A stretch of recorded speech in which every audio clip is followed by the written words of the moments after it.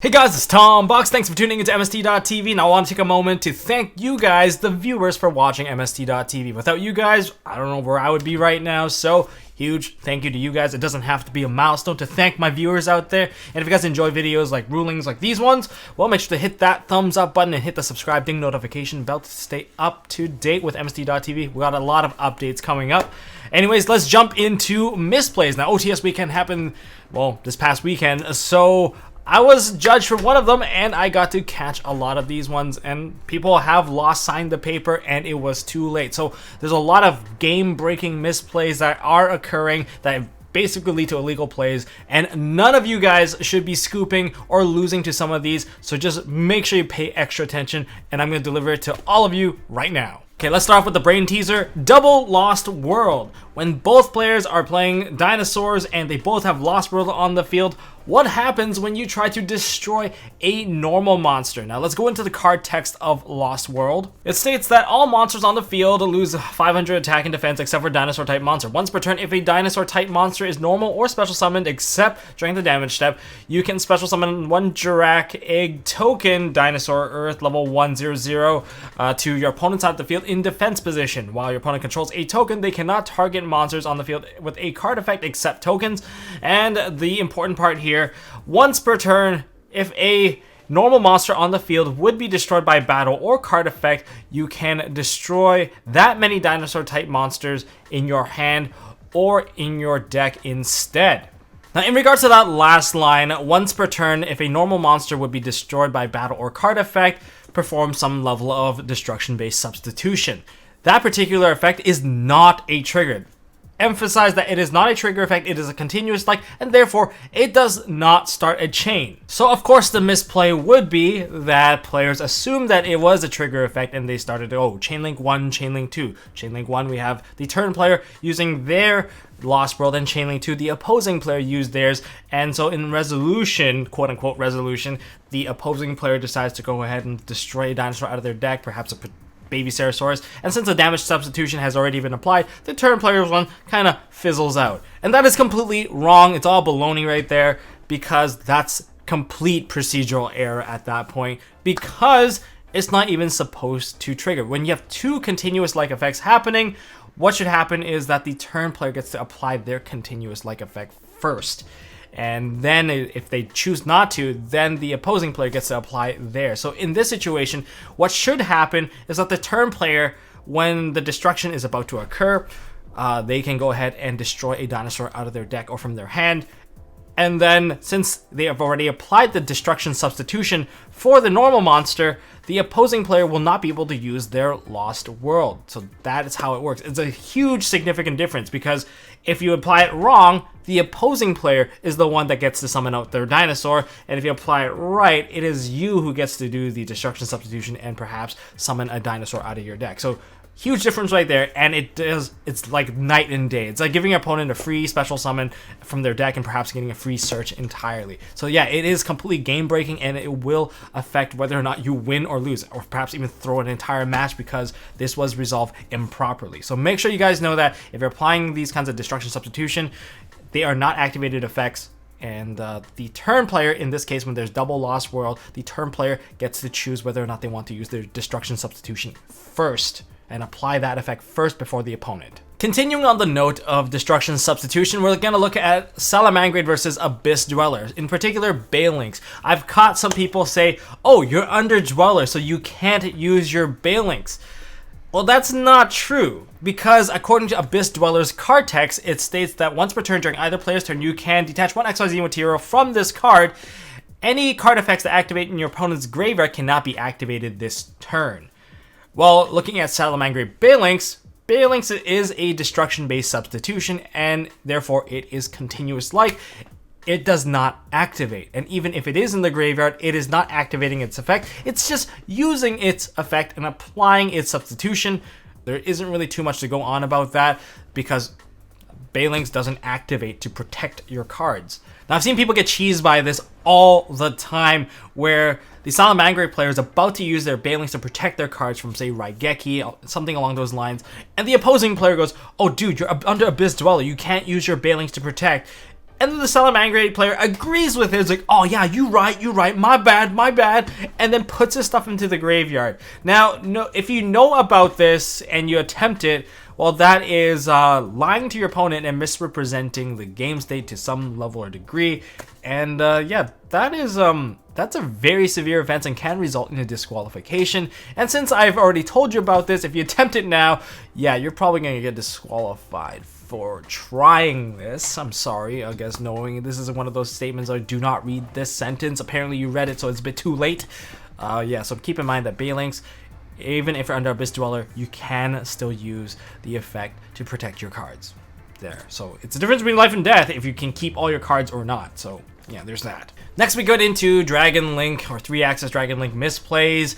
Yes, I play the deck, and yes, I have personally made some of these mistakes, which I can share with you guys. I can make mistakes as well, but anyways, let's share it with you guys so we don't make the same mistake twice, and some of these are quite brutal. Let's start off with Draco Masters of the Tenyi. This one is actually quite interesting because a lot of people just don't read their cards, and I guess I'm personally guilty of this. But make sure that whenever your opponent summons out this card, if they control another effect monster, make sure they don't activate this particular card effect, because you can't activate Draco Masters of the Tenyi if you control another effect monster. That's a pretty big deal. It states in terms of its card effect, cannot be destroyed by battle with an effect monster. That's actually pretty relevant. A lot of people thought the card effect stuff also applied, but no, that's not true. It's only cannot be destroyed by battle with an effect monster. If you control no other effect monsters, you can destroy effect monsters your opponent controls up to the number of non-effect monsters you control or in your graveyard, and you can only use this effect of Draco Masters of the Tenyi once per turn. Two things to note about this. First note is, make sure whoever that's summoning out the Draco Masters of Tenyi doesn't control another effect monster. And the second thing to note is, make sure that the monster being destroyed isn't a non-effect monster, because this monster can only destroy effect monsters. Those are the two biggest ones, because some people have summoned out a Nibiru token on opponent's side of the field, and with the Nibiru that they had, they couldn't run over the token, so they decided to go link into this guy and try to pop the Nibiru token. But yeah, that doesn't fly, because that's not technically an effect monster. So yeah, those are the two biggest things. There is, I guess, one more thing about this, is that make sure your opponent has the proper monsters in the graveyard to actually use this particular effect. Now, I know there's Darkfire Dragon, Hunter Dragon, maybe even Baby Dragon. Sometimes they use Chaos Dragon Legionnaire and they banish those particular cards because they thought, oh, these are useless vanillas that I'll never use to revive them anyway. And so when they did that, they kind of got rid of their ability to pop cards. It happens. Just make sure that they have the proper material or proper monsters in the graveyard to properly resolve Draco Masters of the Tenyi. And that kind of covers this one. And just as an added one here, Curious Lightsworn Dominion, the Mill 3 effect is mandatory, so you can't really rearrange a chain link to protect your Absoluter Search if you're going to be playing Dragon Link. So yeah, chain link 1 would be the Curious, chain link 2 would be the Absoluter, adding your Rocket Tracer to your hand. And your opponent does have the opportunity to throw an Ash Blossom Joyous Spring to throw a wrench into your plans. Yeah, it's just something that they can do. Okay, now we're going to go into some game-breaking misplays or illegal plays that people conveniently forget. Alright, it's quite important because I guess when players are tired, they're less likely to notice these things, but they are significant. They are just ridiculous of how it can just win someone the game. Let's start off with evenly matched. So what's wrong with this picture? So I decided to build a board this past weekend, and Nishi decides to go ahead and jump into the battle phase and proceeds to end the battle phase and activate an evenly match. He then summons out his Alistairs, his Mech Knights, and proceeds to make a giant board with lethal damage. And then he proceeds into the battle phase and attacks my remaining monster and proceeds to OTK. Wait, what's wrong with that picture? Did I activate Unfortunate Report? I don't think I activated that, because if you couldn't tell already, there was 2 battle phases that occurred in this particular scenario. And no, if they use evenly matched, they don't have a second battle phase, and if they overcommit, that's their own fault. But if you scoop up your cards, ooh, that feels so bad, because maybe you actually did not need to scoop your cards. Maybe you could have a full comeback because they fully committed their board and you have a Lightning Storm in hand ready to go. Yeah, there's that. That was an option. But anyways, make sure that your opponent does not go into 2 battle phases through an evenly matched.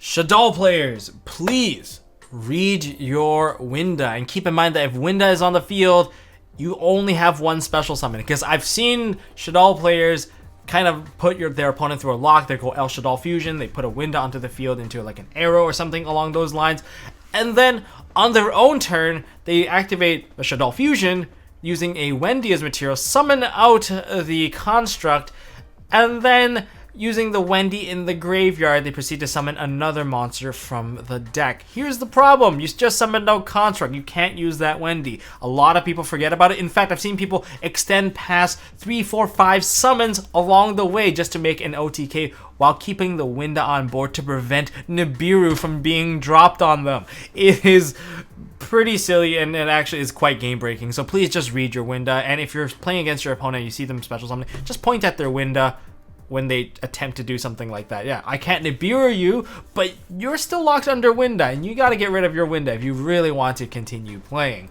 Yeah, it's occurred multiple times, and it's been called out multiple times, so I'm calling it out once more right here. Both players are affected by Winda.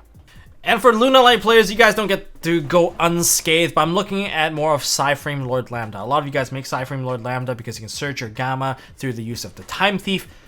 That's great and all, but if you get hit by a Dark Ruler no more, please don't attempt to activate your Gamma, because your Psyframe Lord Lambda technically got turned off. I know that you can see him on the field, but like, oh, I have a Lambda on the field. It's very tempting to activate that Gamma in your hand.